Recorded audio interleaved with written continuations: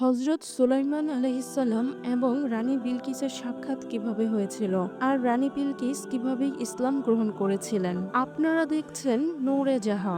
আসসালামু আলাইকুম প্রিয় বন্ধুরা, আশা করি সকলেই ভালো আছেন। পবিত্র কুরআনে আল্লাহ বিলকিস নামে ইয়েমেনের এক রানীর গল্প বলেছেন। বিলকিস হজরত সুলাইমান আলাইহিসসালামের যুগে বিস্তীর্ণ অঞ্চলের সম্রাজ্ঞী ছিলেন। সুলাইমান আলাইহিসসালাম বিলকিসের সাম্রাজ্যের কথা জানতেন না। তিনি তার গোয়েন্দা পাখি হুদহুদের মাধ্যমে জানতে পারেন কারো আনুগত্য স্বীকার না করেই বিলকিস বিস্তীর্ণ একটি অঞ্চল শাসন করেছেন। তিনি তাকে আত্মসমর্পণের আহ্বান করলেন। কোরআনের সূরা নমলের 24টি আয়াত আল্লাহর ঘটনাটি তুলে ধরেছেন। কোরআনে আছে, সে হুদহুদ দেরি না করে এসে পড়ল এবং বলল, আমি এমন সব তথ্য লাভ করেছি যা আপনার জানা নেই, আর সাবা থেকে সঠিক খবর নিয়ে এসেছি। আমি এক নারীকে দেখলাম, সে জাতির উপর রাজত্ব করছে। তাকে সবই দেওয়া হয়েছে ও তার আছে এক বিরাট সিংহাসন।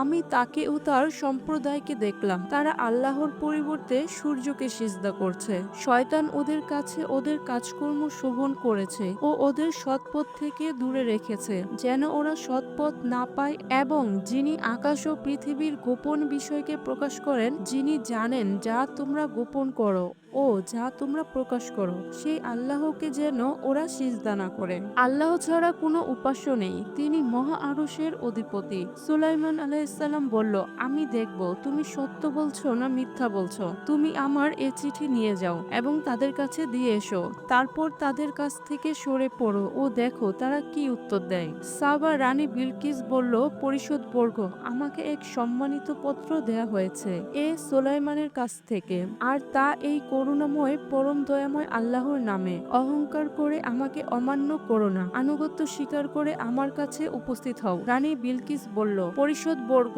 আমাকে এ সমস্যায় তোমাদের পরামর্শ দাও। আমি যা করি তা তো তোমাদের উপস্থিতিতেই করি। পরিষদ বর্গ তখন বলল, আমরা তো শক্তিশালী ও কঠোর যোদ্ধা, তবে সিদ্ধান্ত নেওয়ার ক্ষমতা আপনার। কি নির্দেশ দিবেন তা আপনিই দেখুন। রানী বিলকিস বলল, রাজা বাদশারা যখন কোনো জনপদে প্রবেশ করে তখন তাকে বিপর্যস্ত করে দেয় ও সেখানকার মর্যাদাবান ব্যক্তিদের অপদস্থ করে। এরাও তাই করবে। আমি তার কাছে উপঢৌকন পাঠাচ্ছি, দেখি দূতেরা কি উত্তর আনে। সুলাইমান আলাইহিসসালামের কাছে এলে সুলাইমান আলাইহিসসালাম বলল, তোমরা কি আমাকে ধন সম্পদ দিয়ে সাহায্য করতে চাও? আল্লাহ তোমাদের যা দিয়েছেন তার চেয়ে উত্তম জিনিস দিয়েছেন আমাকে, অথচ তোমরা তোমাদের উপঢৌকন নিয়ে উৎফুল্ল বোধ করছো। তোমরা ওদের কাছে ফিরে যাও, আমি অবশ্যই ওদের বিরুদ্ধে এমন এক সৈন্য বাহিনী নিয়ে উপস্থিত হব যা রুখবার শক্তি ওদের নেই। আমি ওদেরকে সেখান থেকে অপমান করে বের করে দেব ও ওদেরকে দলিত করব।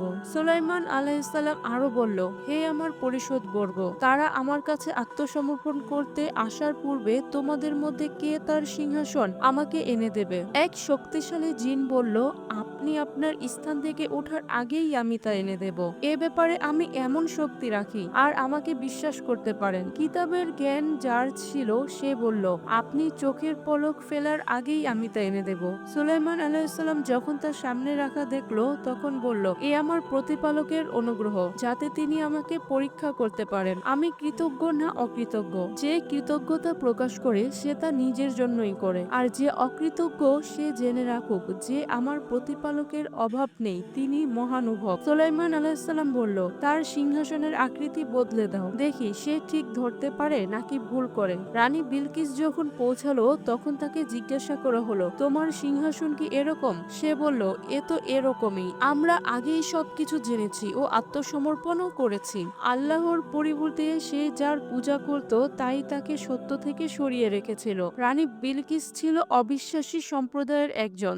তাকে বলা হলো, এই প্রাসাদে প্রবেশ করো। যখন সে ওটার দিকে তাকালো তখন তার মনে হলো এ এক স্বচ্ছ জলাশয় এবং সে তার কাপড় হাঁটু পর্যন্ত টেনে তুলল। সুলাইমান আলাইহিসসালাম বলল, এ তো স্বচ্ছ আয়নার প্রাসাদ। বিলকিস বলল, হে আমার প্রতিপালক, আমি তো নিজের উপর জুলুম করেছিলাম। আমি সুলাইমানের সঙ্গে বিশ্ব জগতের প্রতিপালকের কাছে আত্মসমর্পণ করছি। সূরা নমল আয়াত নাম্বার 22 থেকে 44। প্রিয় বন্ধুরা, নিজের সিংহাসন সুলাইমান আলাইহিসসালামের দরবারে দেখে বিলকিস অবাক হবেন এবং ক্ষমতা দেখে তাকে নবী হিসেবে মেনে নিয়ে আনুগত্য করবেন। তাই তাকে পরীক্ষা করার জন্য সুলাইমান আলাইহিসসালাম কিছু নির্দেশনা দিলেন। বললেন, তার সিংহাসনের ধরন পাল্টে দাও, এরপর দেখি সে সত্য পথের দিশা পায় নাকি যারা পথের দিশা পায় না তাদের অন্তর্ভুক্ত হয়। রানী বিলকিস আত্মসমর্পণের জন্যই এলেন। তাকে সিংহাসনটি দেখিয়ে জিজ্ঞেস করা হলো, এটা কি আপনার সিংহাসন? তিনি বললেন, তাই তো মনে হয়, আমরা আত্মসমর্পণ করতেই এসেছি। রানী বিলকিসকে প্রাসাদে আমন্ত্রণ জানিয়ে সুলাইমান আলাইহিসসালাম বললেন, প্রাসাদে প্রবেশ করুন। প্রাসাদের মাঝে দেখে তিনি ভাবলেন সেটি স্বচ্ছ পানির হ্রদ। বিভ্রান্ত হয়ে পানি থেকে বাঁচার জন্য তিনি পায়ের গোছা থেকে কাপড় উঁচু করেন। সুলাইমান আলাইহিসসালাম বললেন, এটা স্বচ্ছ কাচের প্রাসাদ। রানী বিলকিস এসব পরীক্ষার মধ্য দিয়ে গিয়ে সুলাইমান আলাইহিসসালামের অলৌকিক ক্ষমতা উপলব্ধি করলেন। তিনি আত্মসমর্পণ করলেন, বললেন, হে আমার প্রতিপালক, আমি অবশ্যই নিজের প্রতি জুলুম করেছি। আমি সুলাইমানের সঙ্গে বিশ্বজগতের প্রতিপালক আল্লাহর কাছে আত্মসমর্পণ করছি। বন্ধুরা, আমরা বুঝতেই পারলাম যে রানী বিলকিস কিভাবে ইসলাম ধর্ম গ্রহণ করেছিলেন। বন্ধুরা, ভিডিওটি যদি আপনাদের ভালো লাগে অবশ্যই লাইক, কমেন্ট, শেয়ার এবং সাবস্ক্রাইব করতে ভুলবেন না। আশা করি সকলেই ভালো থাকবেন। খোদা হাফেজ।